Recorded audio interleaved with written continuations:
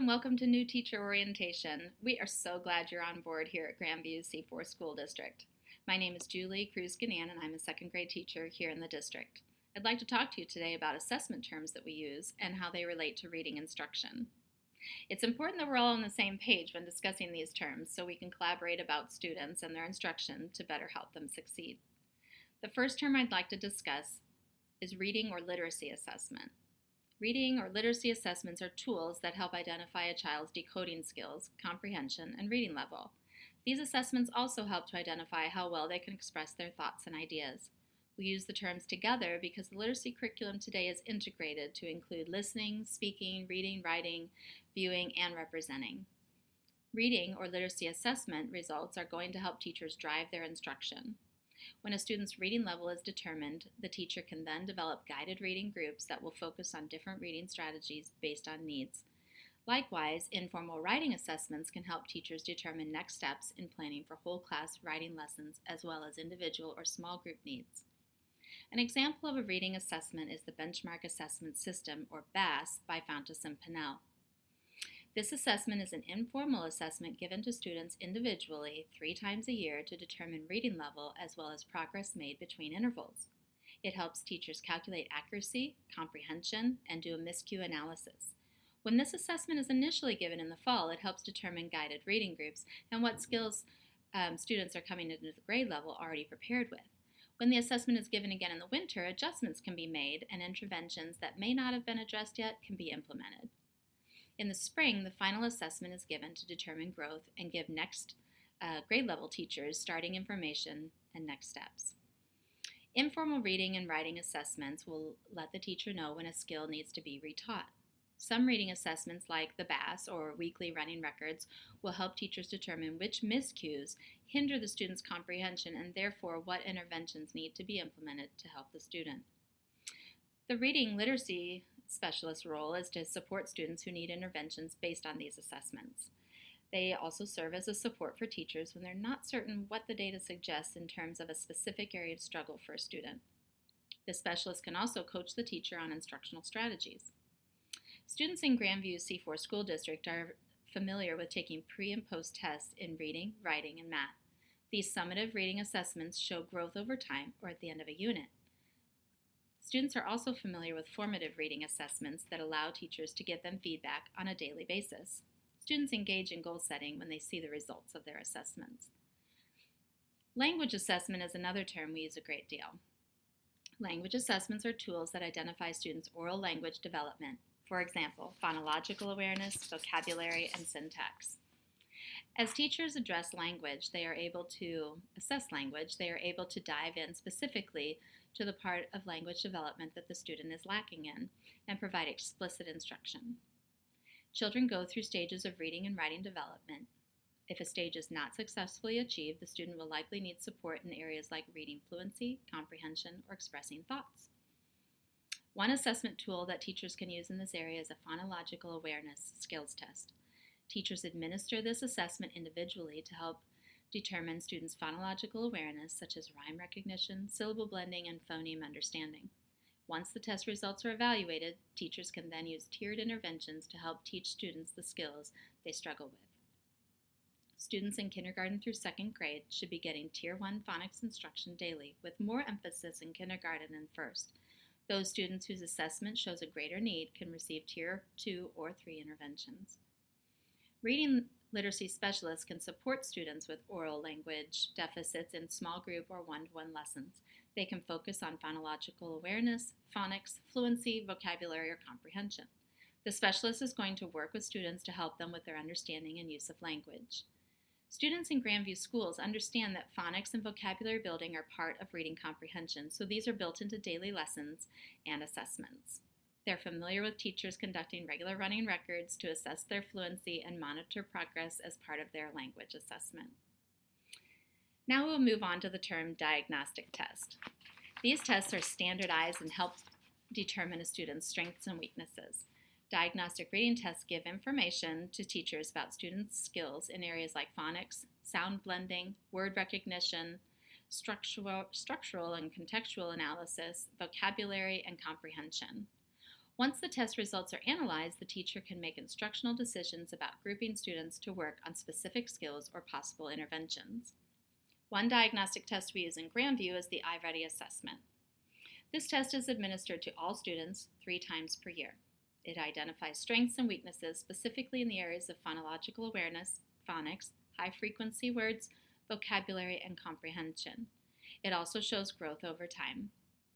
After results are analyzed, teachers determine what remediation skills the whole class would benefit from.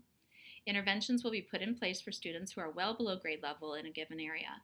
The REA assessment tool comes with lessons the teacher can implement with students in the areas needing growth. The reading literacy specialist is involved in the review of data and helps to determine areas of focus for the classroom teacher for various students. Students are familiar with the REA diagnostic assessment and set goals in order to plan for success. The online lessons for students pertain specifically to their needs and can be done as part of a center time rotation. Students enjoy tracking their progress. Other terms we use in the district are remediation and interventions to discuss how we help our students when they struggle with a concept. Remediation is the reteaching of content that students did not master previously.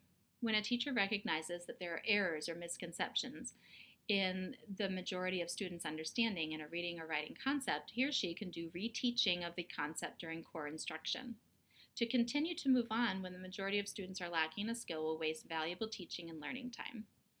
One example of remediation is when a turn and talk question has proven that students are lacking understanding, the teacher can change the line of questions being asked.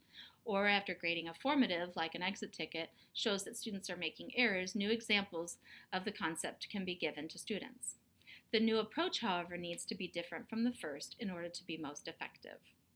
Since remediation is done as a whole class, the reading literacy specialist will be available to provide ideas for these lessons, but you, the classroom teacher, will be the one to provide the instruction. Students in Grandview understand the term reteaching. They know that when an assessment is given that shows misunderstandings by the class as a whole, the teacher will reteach the concept in a different way. Unlike remediation, intervention is a more formal process for helping struggling students. In Grandview, we use the response to intervention or RTI model. So intervention is a tier 2 or tier 3 type of instruction. During reading and writing instruction, this would look like a small group or one-to-one intervention lessons with specific students targeting specific skills. The instruction should be evidence-based. Formative assessments should be done to inform the teacher about efficiency of the lessons and the skills that the students have learned. Progress monitoring is also done to see if growth targets are met. An example of an intervention would be to take a lesson like syllable segmentation and enrich the Tier 1 approach that may involve a read aloud and clapping the syllables to a Tier 2 approach that uses picture cards in a game-like situation, to even a Tier 3 level where pictures, clapping, touching the jaw to hand while speaking, and placing the card on a chart to indicate the amount of syllables it contains so that students are using more of their senses to learn. The reading literacy specialist will help with this targeted instruction for those missing specific skills beyond Tier 1 instruction. It is their hope to use interventions to close skill gaps and move students to on-grade level success. If students do not respond to interventions, this is when a special education referral would be considered. Students are pulled out of the regular classroom to work with a specialist for intervention time. They're reassessed regularly to monitor progress, and the intervention stops when progress is made or it is seen that a different intervention is needed. The last term that we'll discuss is progress monitoring. Progress monitoring is a form of tracking data used to assess students' academic performance, to show their rate of improvement or responsiveness to instruction, and to evaluate the effectiveness of instruction. In progress monitoring, the teacher uses short tests to evaluate students' progress in specific areas. When students are being progress monitored in reading and writing, teachers are using data to guide decisions about instruction and support. Progress monitoring also confirms a student's non-responsiveness to core instruction before moving them to an intervention. An example of progress monitoring would be tracking oral reading fluency. When the teacher assesses students and notices some who are at risk, she then starts charting the at-risk students' reading rates each week. After 6 weeks, if the instruction is not effective for those students, she can provide additional instruction and monitor progress. After 3 more weeks, any at-risk student who is still not showing growth will be referred to the reading specialist. Progress monitoring is essential in order to determine if instruction and intervention being used is adequate or not. If the interventions are helping, this can lessen the number of students being referred to special education. The reading specialist will provide services to the at-risk students who have not responded to the core instruction or additional interventions by classroom teacher.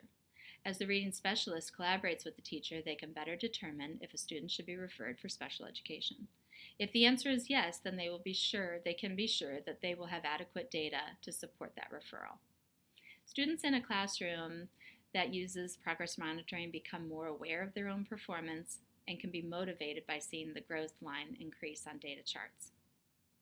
All of the assessment terms that I've outlined are important for you to understand as they're related to reading instruction. Collaborating about students and their instruction to better help them succeed is a goal here at Grandview C4. Welcome aboard. We're looking forward to collaborating with you.